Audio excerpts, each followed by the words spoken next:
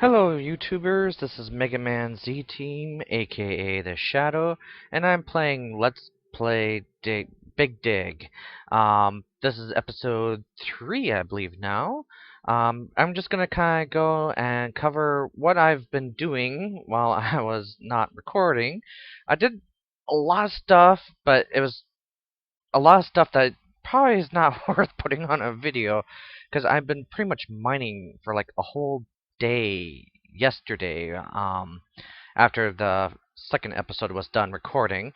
I did get the Macerator powered. I got my bat box, an extractor, an electric furnace, and 3 solar panels crafted. So those were your the extractor and electric furnace and the solar panels. Those were the standard recipes from Industrial Craft 2, as I shown in the earlier episodes. That the Macerator has a different recipe than normal. It still can probably do the original Industrial Craft 2 recipe. It's up to you to decide which one's going to be the most cheap or effective for your needs. Um, Also, I will show what I've done. I'm getting this area prepared for my auto crafting station for my logistics pipe setup. Once I get that going, need a little bit more diamonds in order to be able to do that. So my first goal will be to do a quarry. So what I've done with my strip mining is a lot of mining. Um, I now have up to 3 levels of mining done. Um, so all the way down to the house from where you see on my map. So a lot of blocks going out that way. I haven't gone too deep with my strip mining because I would get too lost otherwise, which I still get lost, but that's just me. Um, I did hit a patch of lava, which I was pleasantly surprised. Didn't have much near it, so there was a cave system, but it also didn't have too much. I've been really struggling with getting redstone. I don't know what was up with that. That and diamonds have been my hardest things to find right now. Otherwise, I've been finding plenty of iron, plenty of copper, um, and all the other metallurgy ores. Otherwise, I got tons and tons of cobble. That's pretty much stuff from the village. Uh, Nikolite. God, there's so much Nikolite. I had to make a trip to the Nether to get the glowstone. I hate the Nether. Wish there was easier ways to get glowstone. I believe bees can do it, but I haven't, like I said, worked with bees before, so I don't know if that how to really get that started just yet. But I'm more than willing to try. I'll have to get that repaired. Uh, but I got most of the equipment needed for the quarry.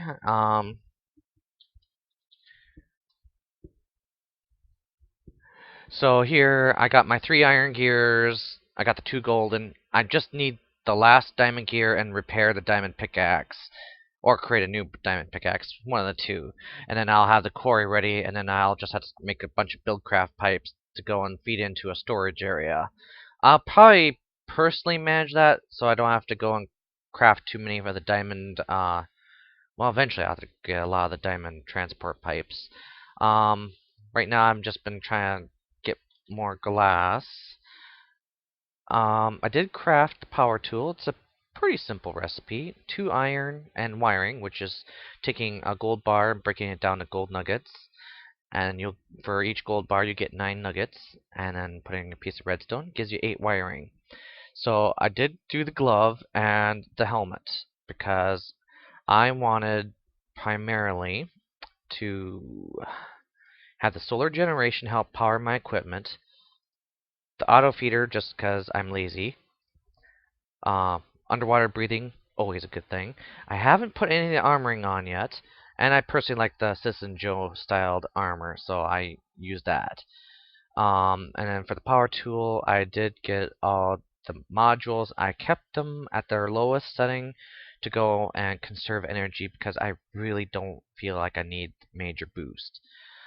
Eventually I'm going to have to get the diamond drill upgrade, but it's 3 diamonds, and right now the diamonds gotta go to Corey right now. That's just all there is to it. However, I would like to get into doing the railgun, but that high voltage capacitor is a little on the expendy side. The solenoids is 3 bars of iron in the middle, and then 3 wirings on each side. Plasma Cannon, I love the special effects on that. I can't wait till the mod author goes and gets sound effects done. I kind of wish he would go and update with what he's done for 1.5.1 of Minecraft and make it backwards compatible to 1.4.7, since there's a lot of mods out there that still haven't quite made the transition. Red power. You didn't hear that. Anyways, I've also did a carpenter, so I'm trying to get a little bit going. I did a soldering iron, which is an iron bar here, here, and here, and then a bronze ingot right here. You have to have it filled with water and, of course, powered by engines. And then eventually this bar right here will fill up.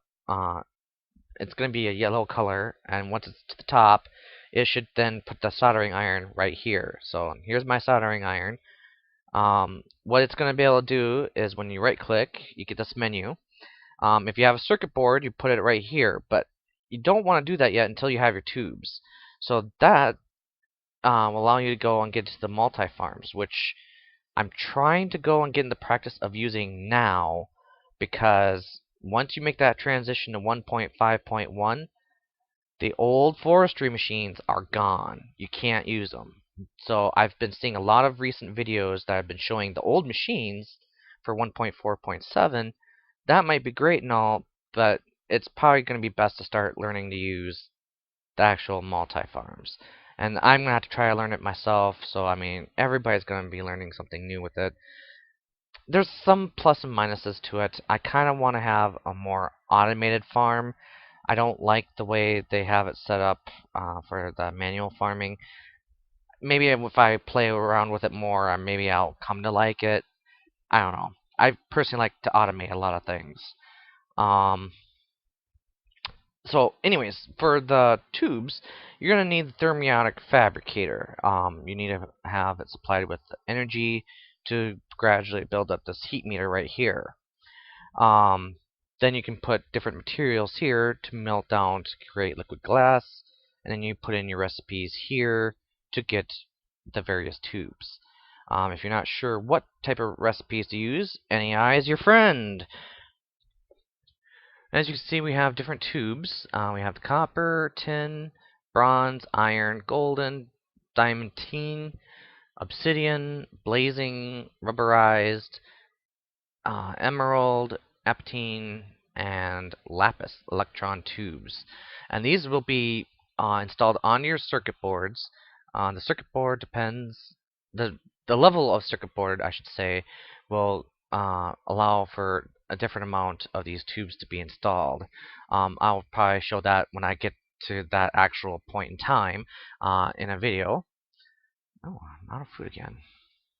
Let's start getting some bread or something going. My ultimate goal for my multi-farm is to get started with a rubberized electron tube so I can get a rubber tree farm going. So as you can see, rubber, redstone, so 0.5 liquid glass. So I guess that'd be like essentially like a half bucket if you want to use in terms of buckets. And then that would give me 4 rubberized electron tubes, so that would be kind of handy. As you can see here, these little gears will show you the recipes. So if you're not sure and you don't want to use NEI, that's very handy. I love it when machines have that built-in functionality. And as you can see, some of this actually needs molten gold. So that's kind of interesting. I didn't know that. Yeah, I mean, a lot of different recipes here. Ooh, really? Interesting. I got a lot of playing around to do with this. Okay, that's apatite. I do have to admit, I've been loving the textures that they've used to replace the vanilla textures of your equipment. It's a shame they didn't do something for the Red Power Sapphire and Ruby swords, or tools. The green, blue, and sapphires and the ruby um, tools. Love them. I use them a lot. Unfortunately, because of the massive amount of strip mining I had to do, the power tool had to go and be my tool because the durability and losing all the tools just getting ridiculous. And at the time, I was struggling for stuff. Um, so what I did right away to kind of help manage is once I got the solars kind of started, I charged up the power tool the best I could. Quickly try to get the power armor helmet so I could have the solar module installed into it. That way I can go and just make sure that if I'm out in the sun, it's going to recharge the tools at probably a faster rate than what my current electrical setup is for the solar powers. I did do a test in Creative World. The high voltage solar array charges it up pretty darn fast. So if you had a couple of those set up to an MFSU, you could probably charge up these tools wicked fast. Since Universal Electricity's battery boxes, um, there is a battery, the infinite battery, which is apparently a creative item only, I found out, which was really a shame because I would mind like doing an expensive recipe to get that infinite battery because I love infinite resources. That's why I try to stick with the solar. I can also do the water mills. They're not very efficient, and they get costly after a while trying to build all the different generators to make the water mills. But I mean, it is a cheap recipe. You get, what was it, 2 water mills per generator recipe? I had to look it up again. Water mill. Yeah, so you're going to get 2 of them for the recipe. And as you can see, 4 sticks, 4 wood, and a generator. It's going to be the quickest. And then, of course, the windmill is pretty effective, but you got to use 4 iron. And you have to get high up and make sure there's no other blocks in the way, otherwise it isn't as effective. Eventually, I want to get a wooden wind turbine going with Bluetricity. Since I got so much Nikolite, I really should start trying to get into the Bluetricity. I never can get myself to get around to doing it. I'm so used to doing industrial craft, and sticking with build power. I mean, build craft and industrial craft. Sorry about that. Let's see. Oh yeah, I also made a battery pack. Took a while. I was getting close for rubber, so I did some replanting of rubber trees until I got a decent selection. I was going to try to take advantage of a neat little trick I saw on a video once, where if you have the portal gun or gravity gun, you can go and grab a block like this tree with the resin and place it somewhere else. So you could essentially grow a whole bunch of rubber trees, take only the ones with the sticky, and start building up a tree or a wall or something filled with nothing but the sticky resin. And that would be handy. Otherwise, having an automated rubber tree farm would be the next best thing, which I love that the old forestry one. That was very handy for me, but now that those machines are going to be considered gone, I have to start using these multi-farms. So, like I said, I'm a little iffy on them. I haven't done much with the village, and that's pretty much all I've managed to be able to do is pretty much mine. I have plenty of the metallurgy ores. Let's see, the copper ore, tin, zinc, silver, I'm not even sure how you're supposed to pronounce that. Mutoite? I could be mispronouncing that, so I apologize. Monazite ore. Let's see, there's gold, silver. Let's get that organized. and I've been kind of grinding them up periodically to get dust. I'm keeping them primarily as dust for mixing the dust together to form a stronger ingot. But I haven't really gotten that far in the metallurgy to go and do it. About the best I've done was the platinum boots and legs. Um, I did craft the power armor feet, which I'll eventually start using as an extra source of battery as well as fall damage negation. I'm not sure if I'm going to do the jetpack or jet boot module because I don't know if that interferes with the actual jetpack module. I find that in 1.4.7 the flying with the power armor suit is a little bit awkward. The most noticeable is on my personal Shadowcraft mod pack. If I take off the helmet and try to fly around, it's like way faster but like more energy draining. Whereas if I have the helmet on, it's a little slower but not as energy draining. So it's kind of awkward on that. I also don't use the flight control because it's weird. But it's supposed to be similar to the creative flying. That's kind of why I like the gravitation suite, because then you can just do that gravitation engine to the quantum chess piece, and you can have the creative flying. The energy drain on it is not my personal favorite, but what do you expect? They're expecting you to be at the final tiers of the technology trees to be able to do that.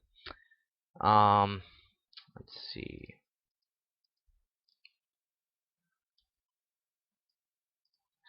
What else?